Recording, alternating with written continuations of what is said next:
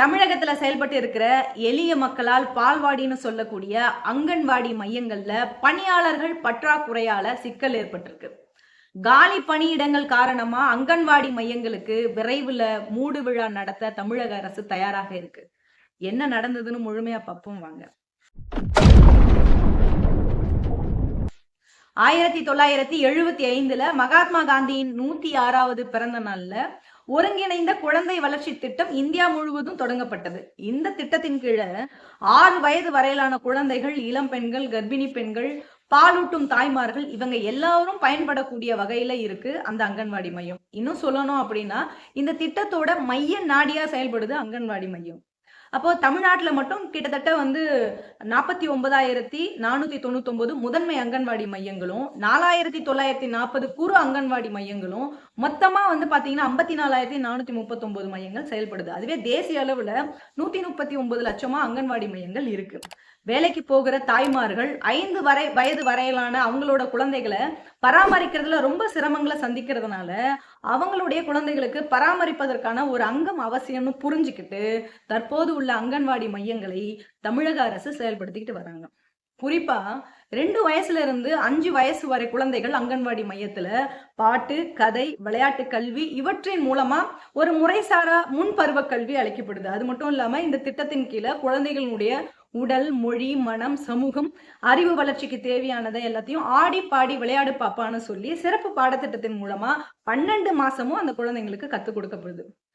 இது மட்டும் இல்லாம குழந்தைகளினுடைய வளர்ச்சியை கண்காணிக்கப்பட்டு அவங்க ஸ்கூலுக்கு போறதுக்கு தயார்படுத்தப்படுது. அவங்க எலிஜிபிள் ஆக்குறதுக்கான வேலையும் அங்க செய்யப்படுது. அங்கன்வாடி மையங்கள்ல இப்போ உதவியாளர்கள் பற்றாக்குறை இருக்கு. உதவியாளர்கள் இல்லாத இடங்கள்ல உதவியாளர்களுடைய வேலையை ஆசிரியர்கள் கவனிக்க வேண்டிய நிலை இருக்கு. ஒரு சில இடங்கள்ல அந்த ஆசிரியர்களை இன்னும் எக்ஸ்ட்ராவா அங்கன்வாடி மையங்களை கவனிக்க வேண்டிய நிலையும் ஏற்பட்டிருக்கு. இதனால அங்கன்வாடி ஊழியர்கள் மிகுந்த பணிச்சுமைக்கு ஆளாகி இருக்கிறாங்க. அங்கன்வாடி ஊழியர்களுடைய வேலைங்கிறது கொஞ்சம் வித்தியாசமானது. வழக்கமா செய்யற ஒரு அலுவலக வேலை மாதிரி கிடையாது. ஏன் சொல்றேன்னா, ஒரு நம்ம வீட்டுல எடுத்துப்போமே, 1 இல்லைன்னா 2 குழந்தைகள் இருந்தாவே அந்த குழந்தைகளை சமாளிக்கிறது எவ்வளவு சிரமம்னு அதை எதிர்கொள்றவங்களுக்கு நல்லாவே தெரியும். ஆனா அங்கன்வாடி மையத்துல 5 வயசுக்கு உட்பட்ட குழந்தைகள் 30ல இருந்து 40 பேர் இருப்பாங்க. அந்த குழந்தைகளை 2 பணியாளர்கள் மட்டும் கவனிச்சுக்க வேண்டிய நிலை இருக்கு. அங்கன்வாடி மையத்திற்கு வர குழந்தைகள்ல சுமார் அவங்களை ஒரு 4 மணி நேரம் ஒரே இடத்துல உட்கார வச்சு பராமரிப்பது எவ்வளவு கஷ்டம்னு பெத்தவங்களுக்கு நல்லாவே தெரியும். அப்போ குழந்தைகள் கிட்ட அந்த உதவியாளர்கள், அந்த அங்கன்வாடி பணி ஊழியர்கள் கடுமையா நடந்துக்காம பொறுமையோடு அவர்களுடைய தேவையை அங்கன்வாடி பணியாளர்கள் செய்யறாங்க. இந்த வேலைக்கு பொறுமை ரொம்ப ரொம்ப முக்கியம். அப்படிப்பட்ட அங்கன்வாடி பணியாளர்களுக்கு மாதம் வெறும் 7,700 ரூபாய் சம்பளம் மட்டும்தான் கொடுக்கப்படுது. மினி அங்கன்வாடி பணியாளர்களுக்கு அதை விட குறைவா 5,700 ரூபாய் கொடுக்கப்படுது. அங்கன்வாடி உதவியாளர்களுக்கு அதை விட இன்னும் குறைவா 4,100 ரூபாய் மட்டும்தான் சம்பளம் கொடுக்கப்படுது. இந்த வேலையில இருக்கிறவங்க ஏழை எளிய குடும்பத்தில இருந்து வரவங்க தான் அதிகம். அப்படிப்பட்டவங்களோட உழைப்பை சுரண்டி வேலைக்கு ஏற்ற ஊதியம் கொடுக்கறது இல்லாம இருக்கு. அப்ப இன்னும் கூடுதலான பணிச்சுமையும் மன உளைச்சலையும் தான் கொடுக்குது இந்த அரசு. இவ்வளவு குறைவான சம்பளம் இருக்கிறதுனால அங்கன்வாடி ஊழியர்களுக்கு காலமுறை சம்பளம், அதாவது பீரியாடிக் சேலரி அப்படின்னு கொடுக்கணும் அப்படின்னு ரொம்ப நாளா கேட்டுக்கிட்டு இருக்காங்க. பென்ஷன் 6,750 அகவிலைப்படி கொடுக்கணும் அப்படின்னு திமுக அரசை வலியுறுத்திட்டு வராங்க.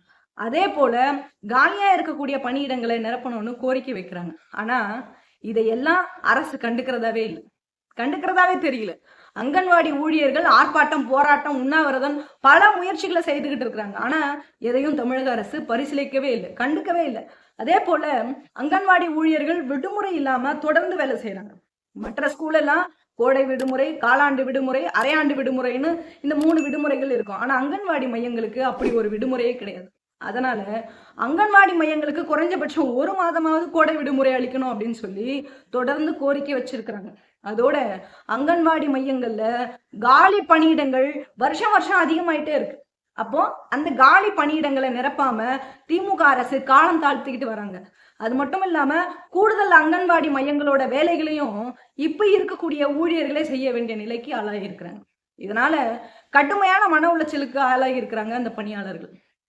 என்னை பொறுத்த வரைக்கும் திமுக ஆட்சியில பாதிக்கப்படக்கூடிய அங்கன்வாடி ஊழியர்களுக்கு உரிய நீதியும் அவங்களுடைய வாழ்வாதார உரிமையும் பாதுகாக்கப்படணும்னு இந்த செய்தியை பரவலா தெரியப்படுத்தணும்னு நினைக்கிறேன்.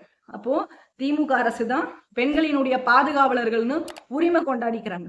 அப்படி உரிமை கொண்டாடக்கூடிய உங்க ஆட்சியில பெண் ஊழியர்களுக்கு பாதுகாப்பு இல்ல, உரிய அங்கீகாரம் இல்லைன்னு மக்கள் மத்தியில சொல்லணும்னு நினைக்கிறேன்.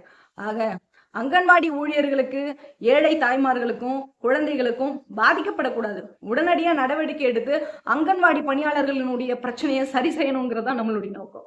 பொறுத்திருந்து பார்ப்போம் என்ன நடக்குதுன்னு. நான் சொன்ன தகவல்கள் உங்களுக்கு புரியும்படியும் பயனுள்ளதாகவும் இருந்திருக்கும்னு நினைக்கிறேன். இது போல அரசியல், சமூகம் சார்ந்த பிரச்சனைகளை தொடர்ந்து மக்கள் மத்தியில கொண்டு சேர்க்கிற முயற்சியில நான் இருக்கிறேன். என்னுடைய வீடியோவை பார்க்கக்கூடிய ஒவ்வொருத்தரும் சப்ஸ்கிரைப் செய்துட்டு உங்களை சார்ந்தவங்களுக்கு இந்த வீடியோவை ஷேர் பண்ணுங்க.